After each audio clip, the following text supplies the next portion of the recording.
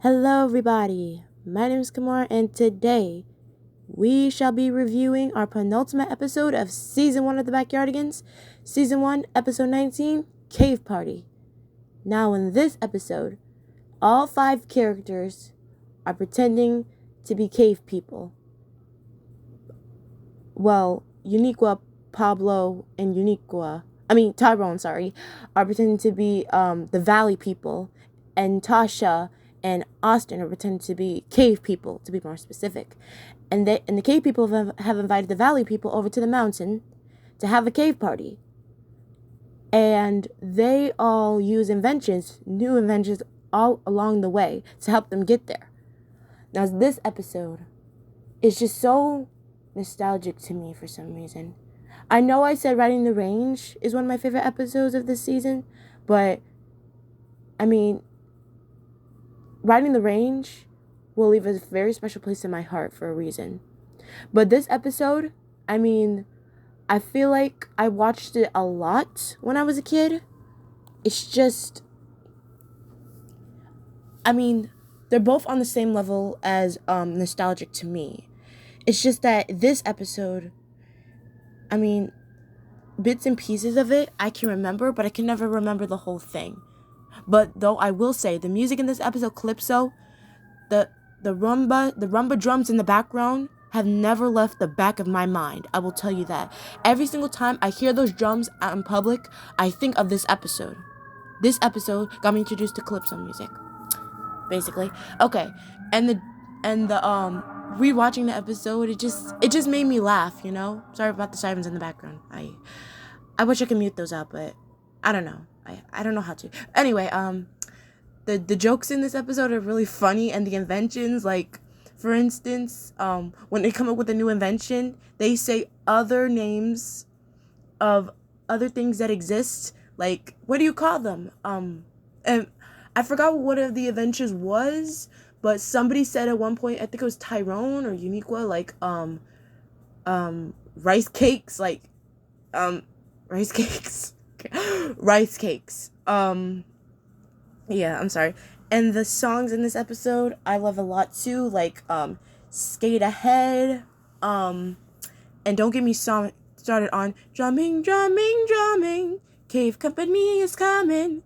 Although a little secret, the shadows in the background when Austin and Tasha were performing the drumming song, I will say their shadows, they kind of unnerved me because, like, I don't know, I just saw these big silhouettes and they kind of unnerved me, you know? But, anyway, this, I love the cave outfits in this episode, like, and, the scene when they're skating, like, it's just so beautiful, and the ice is the whole aesthetic of the whole Ice Age setting is so beautiful. When kid shows, interpreted their own version of Ice Ages, or, like, before BC, like, it's always, like, very, to be honest, it's very dirty. A lot of animals, not a lot of time with the people themselves. But however, this one, I prefer this version of the Ice Age a bit more because, like, we focus more on the people. Like, it's kind of like isolation. See what I did there? Ice Age, isolation. Okay. But anyway, and once when they're ice skating, Unique's like, and mine have pom-poms. Like, okay, girl, I see you. I want pom-poms on my ice skates too. But anyway, this episode, I feel like out of all the panic attacks in this season, on my top 5 from Pablo, this episode has to be in the top 3 of panic attacks, at least for this season. Comment down below if you want me to do, when I finish this whole series, if I should do a ranking of Pablo's panic attacks. If so, would you want me to rank them by seasons or by the whole show in general? Because I'll do that. Trust me, I love the panic attacks from this little penguin as much as y'all. But, he's like, look at it. It's the size of a mountain. It is a mountain. Duh, it's a mountain. And, they're howling, like, listen, second time watching this episode as a kid, I couldn't help but howl along with them. I couldn't help myself. I couldn't help but howling along with them. I couldn't. And now that speaking of howling, now that I collect Monster High dolls, whenever I watch this episode, I cannot watch it without grabbing my Claude and Claudine dolls. I can't help it because, listen, if the Backyardigans are howling, the wolves are howling along with me. So yeah, all the inventions in this episode are just like, this episode was really funny on rewatch. Like, the songs were funny. Just everything about this episode was so good. And the hokey pokey at the end, like, I like it. Some people say they don't really like when the Backyardigans cover already existing songs, but I can help it. I can't help it, and they can't help it, cause that's what it's all about. Okay, I'll stop. I'm sorry. But for this whole episode in general, I'm going to have to give it. It's our second to last episode. It's good. It's 8. I'll give it an 8. Because when I was a kid, the Uggs, they were kind of, I mean, I didn't mind when Austin did it in Heart of the Jungle. But I feel like when all the characters did it, it gets a little bit repetitive.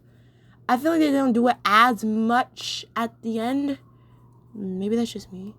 But I'll give it an 8, you know? As a penultimate episode of this season, I say it did really, really well. I said it did well. Really well. So it's getting an 8. So, we're down to one more episode, people. And I bet you all know where our last episode of this season is. The last episode of this season. Or as I like to call this episode, the episode with 2 names. So, stay tuned to my next episode as we will be reviewing our very last episode of season 1, High Tea, or the Tea Party. When I do the when I do the video as my thumbnail, I'm just gonna put the 2 variations of the titles of this episode because I don't know which title to use, so I'm just gonna use both. So anyway, like, comment, subscribe, tell me what you like about this episode, and until then, I will see you all next time for my very last review of this season. Goodbye for now.